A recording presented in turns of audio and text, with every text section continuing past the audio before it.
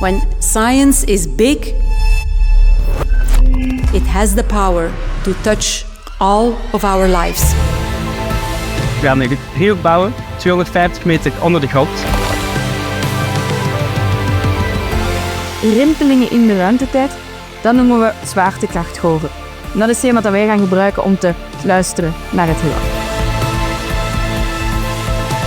Echo's van de oerknal. Mag ik uw applaus voor professor Thomas Hertog? Gravitatiegolven zijn de echo's van de oerknal. Dat is waar we uiteindelijk naar op zoek zijn. Ik had nog een vraag.